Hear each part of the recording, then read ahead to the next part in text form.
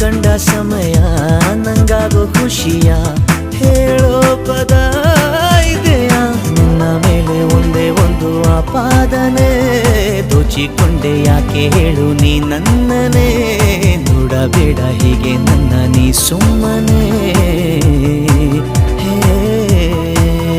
ನಗುವ ಮಗುವ ಮೊಗದ ಇವಳ ಹೆಸರೇನು ಹೇಳಿ ಇವಳ ಸೆಳೆವ ತರಿಗೆ ಮರುಳಾಗದೆ ಹೇಗೆ ಇರಲಿ